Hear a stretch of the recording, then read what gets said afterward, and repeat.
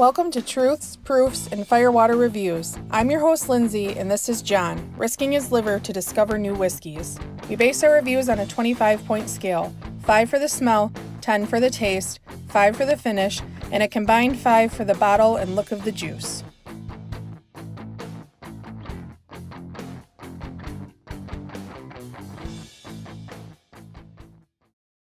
Somebody out there create a bourbon scented candle for me. There is bourbon scented candles. Well, buy me one. Oh.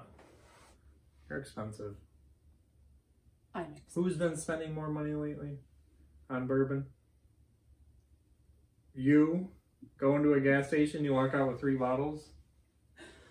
I will say, guys, I was pretty excited today. We had a wedding this weekend, and we were on our way back.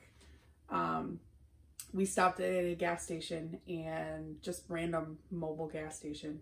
And I was like, oh, we'll go. And John goes, well, why don't you go into this one? Because normally he goes in. And I was like, oh, fine. So I go in there, and they, lo and behold, had John's favorite Corner Creek. And I was like, oh my gosh. Reserve, the one that doesn't get bottled anymore. Yeah. So I ran out to the car and grabbed my wallet, and I was like, I just need my wallet.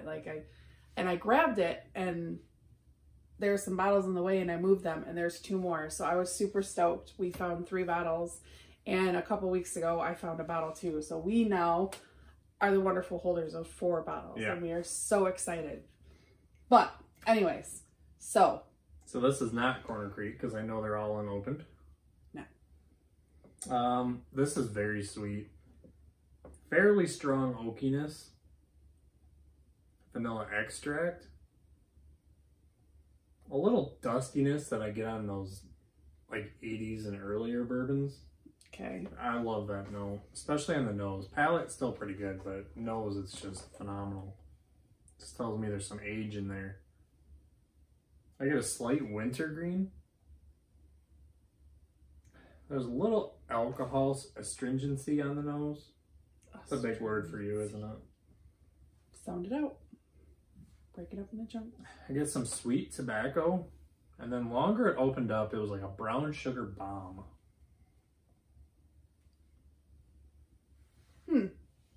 Get some fruit in there too, like caramel apple sucker, the red one. That's the Macintosh one, in case you. Oh, I like that one.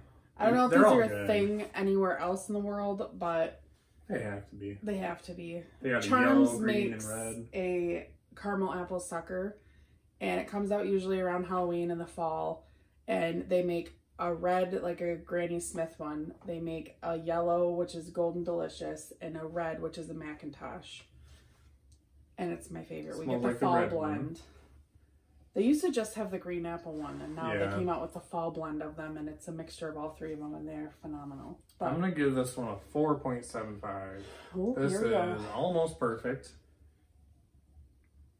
I'm not going to say what would make it any more perfect, but I know I've smelled bourbon better than this, so I can't really give it a 5 if I know something I like is something better. Smells better. Yeah, like Elijah Craig's first one of the year, I gave that a 5. That one smells a little bit better. Okay. Down the hatch.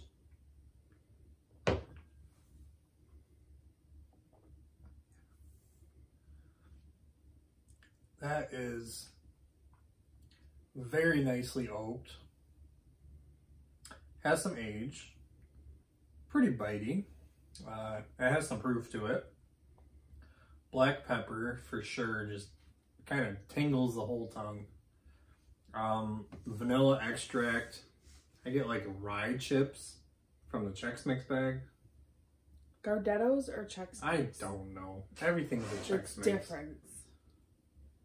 Fine, Gardettos. Rye chips They're from way Gardettos. Better. Thank you. Is there rye chips and Chex? Yeah. Yeah, that's rye chips from Chex. Don't try to change my notes. No. There's a difference. I've never had Gardettos, so I've only had Chex Mix. You're not living life. Golly. Did I say vanilla extract? Mm-hmm. Okay. Sure did.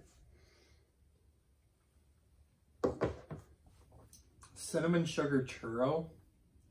It kind of just sparked a olfactory sense in there. At Little Caesars, we introduced churros when I was there, when I was a manager. Oh. And I used to eat them like crazy. I taste that in there. Nostalgia? Okay, yeah, I got it. Of a not so good job. 12 years ago. Yeah, about 14, 12, 14, something like that. There's some char in there. Mm. This is a very, very good bourbon. Oh.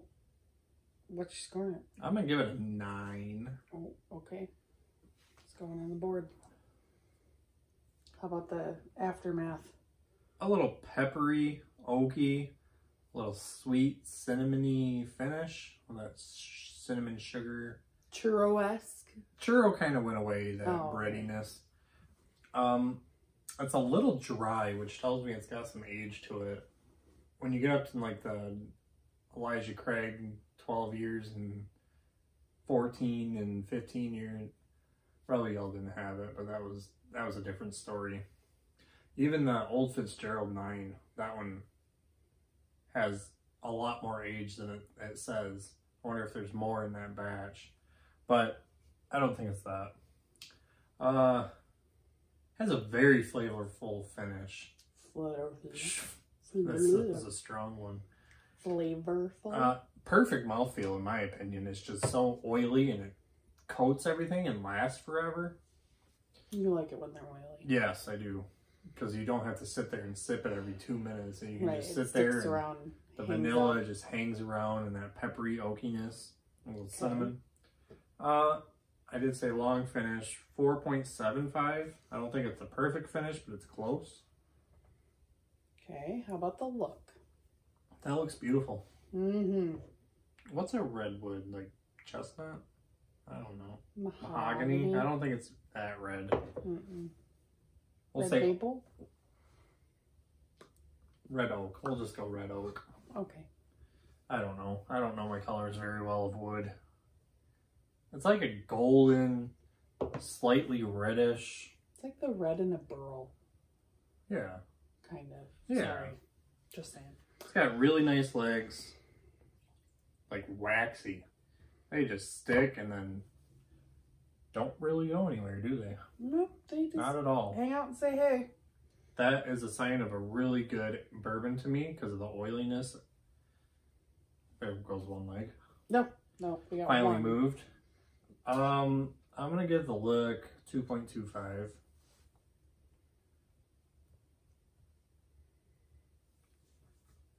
Guesses? Yes, I do think it is Jim Beam. Okay. It has that taste of one of Jim Beam's higher up stuff. So I had 2 guesses because it was tough to nail down. Knob Creek store pick, which we had a Smitty's one recently of like 14, 15 years-ish. Mm-hmm. Or Booker's 2020, which is like 6 years, but it tastes so oaky just from the place that they get it from the brick houses. I get it right? Partially. Partially. Ugh. Knob Creek 12. So Knob Creek, correct? Yes. Okay, I was completely wrong on the proof because I thought it was up in the 120s. No, this is 100 proof. That is very spicy for 100 proof. That is very surprising. So we just picked this up last week and John was like, you gotta blind me on it. You gotta blind me on it. And I usually don't blind him right away when we buy things. We have so much stuff that I only wait till you open it. I know. I don't know what they all taste like. And it makes it extra hard. And then he gets mad at me. So he's like, well, I've been waiting for you to open that. But and this tastes like a Jim Beam product for sure. Mm-hmm. Well. This is good.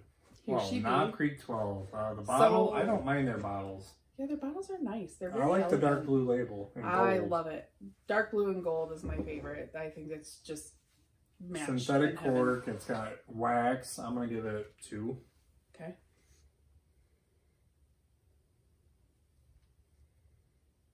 Whew, 91, bro. 91. That's up in the top 5-ish for this year. I'm not surprised because when we got our Smitty's pick, John, we have tried it a couple times and he got it at a friend of ours bar and that was the 9-year. Yeah, it's not It's not that we don't like Knob Creek, we just haven't dabbled with it yet. It's kind of like Woodford. It's everywhere, so we don't buy it a whole lot. I don't know if you guys notice that stuff, but stuff that John and I can try in a bar or have in a bar, we don't keep at home very often. Well, I'm going to correct you. That's your thoughts on Knob Creek. I actually love Knob Creek, but I don't like the 9-year-old. Well, we hadn't had a whole lot of it, was the start of my conversation. I do love the 120 proof single barrel. Yeah. I love the store pick I've had. So we've been dabbling in it further and further, and it's just one of those ones we've kind of picked up momentum on. And then we were super excited when we got to get the Smitty's pick, and it was magnifico. This is so very good. Warm for 100 proof. I think to me, I don't like the peppery warm ones, and that's why I struggle with going up a little higher in proof. But Knob Creek has got some kick to it, man. It's got some zang in a very good way. It's got the caramel, oaky, vanilla, bourbon-esque flavors that you want, but it's got a little punch behind it too. Their 9 has that beam funkiness to it. Yeah, the funk. And I get that with their younger stuff. I just don't get into it, like Beam White Label and Old Tub and Repeal and all that. I do know a little bit about this. I looked it up when we bought it. Okay. It looks like it's going to be a permanent extension to their Knob Creek line. That's what it looks like. I don't see it everywhere, but I see like one at every other store. Mm-hmm. So I want to grab them all now because that is so good. It is very good, but I think they say that this is like their pre-prohibition kind of one. Yeah, they don't disclose a whole lot, thanks Beam. They don't disclose their mash bill. I mean, they don't tell you a whole lot, but that was their little stint on their website, was that this is their pre-prohibition era bourbon. So that just means that they grabbed 12 years. That doesn't mean it's only 12 years.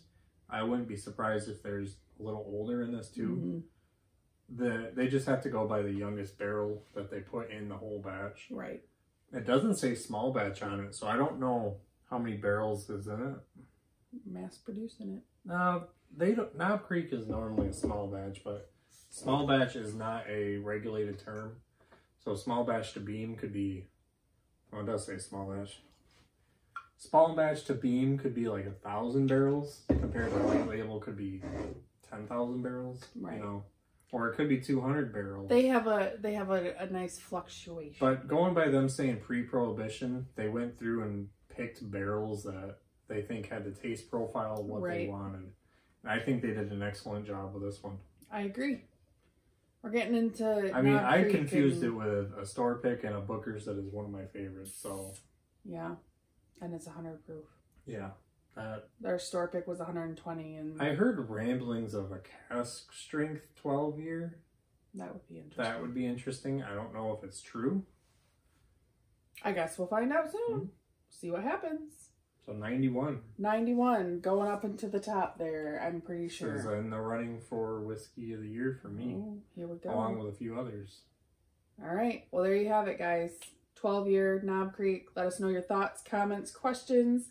Anything you guys want to know, we will find out for you as much as we can. But adding to our collection, and it'll probably be sticking around. There you have it.